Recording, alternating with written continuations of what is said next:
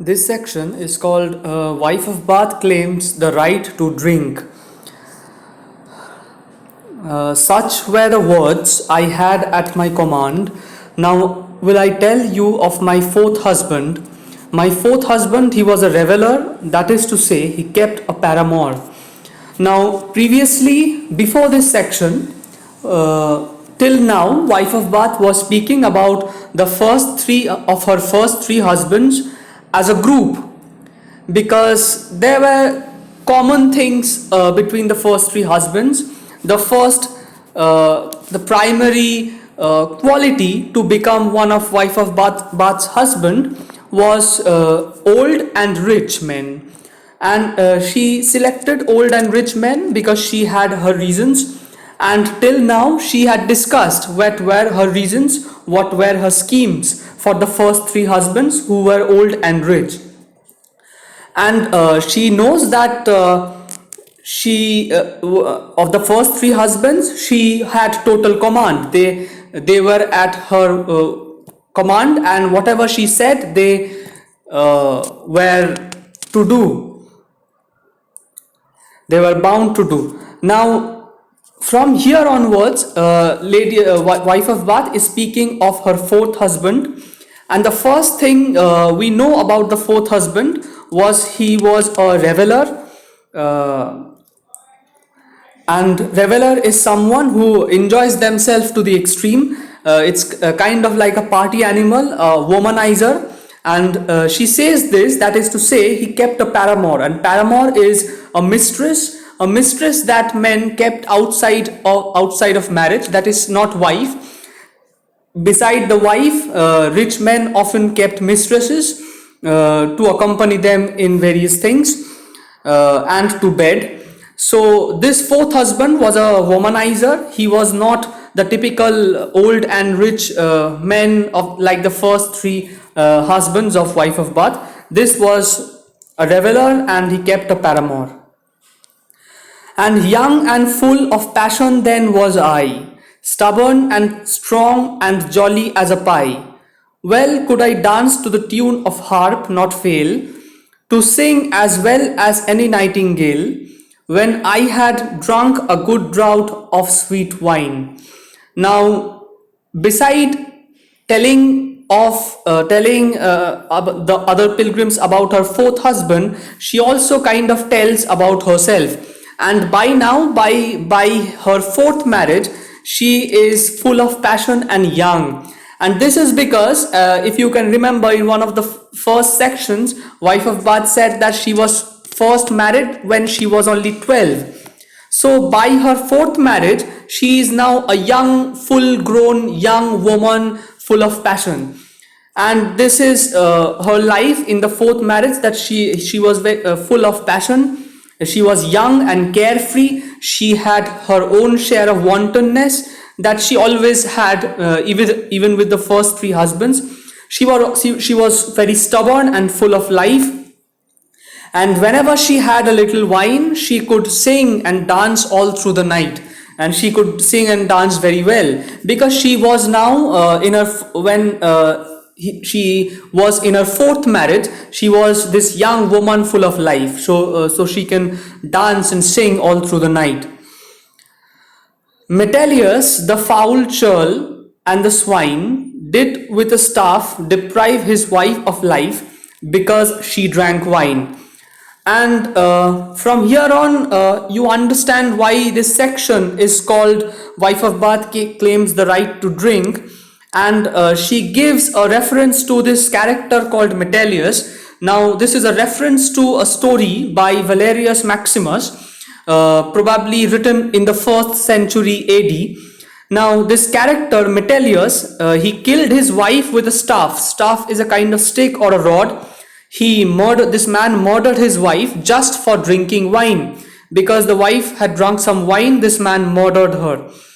And this can be a reference to this Valerius Maximus. This can also be a reference to John of Wales, who wrote a similar story in the second half of the 13th century. And as you can understand, this John of Wales story is much nearer to when Chaucer was writing in the Middle Ages.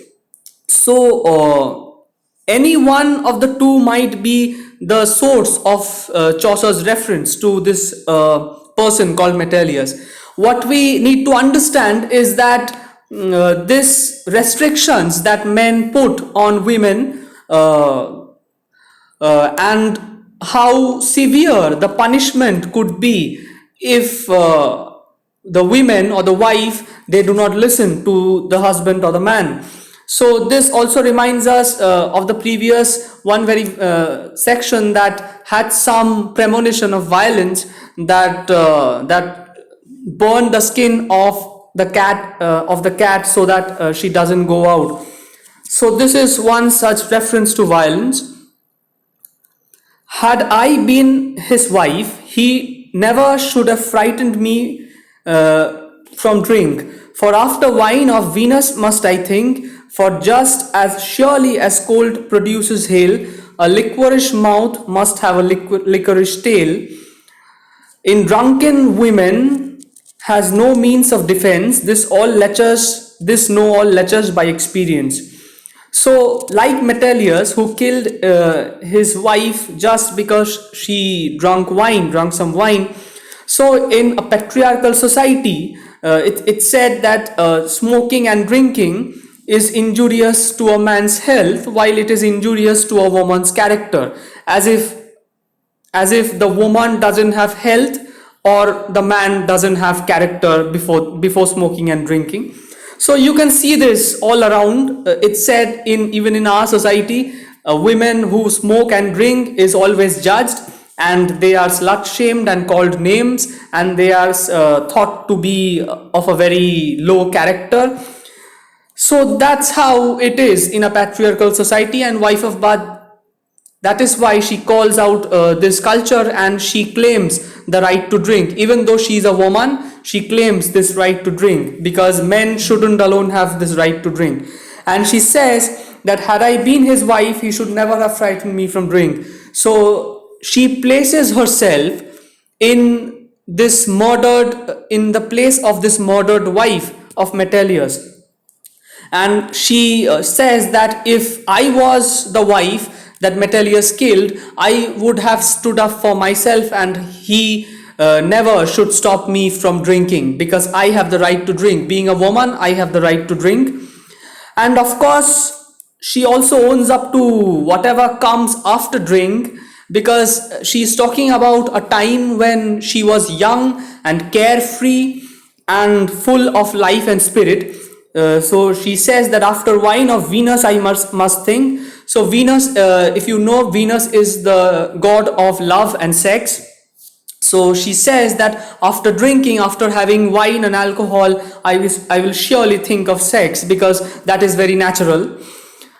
Just as surely as cold produces hail, a liquorish mouth must have a licorice tail. So she says that some things really go hand in hand. Like whenever there is a cold weather, there is snowfall. Like in Britain, it's the case. Whenever it's cold, there is snowfall. So when a woman is drunk, she is horny. So these things go hand in hand. They come together. And alcohol and sex, they go hand in hand. In drunken women has no means of defense. This all lectures know by experience. So she also says that any lecher, any womanizer who is a man always looking for opportunities to have sex with woman, that is a lecher who always are looking for sex. These men, they know that drunk women have very little resistance for sex, and these lechers, they know this by experience. So wife of Bath knows that lechers, they take advantage of drunk women. So this was the section, a rather small section. This is a start of wife of Bath discussing about her fourth husband after a group of husbands which were the first three.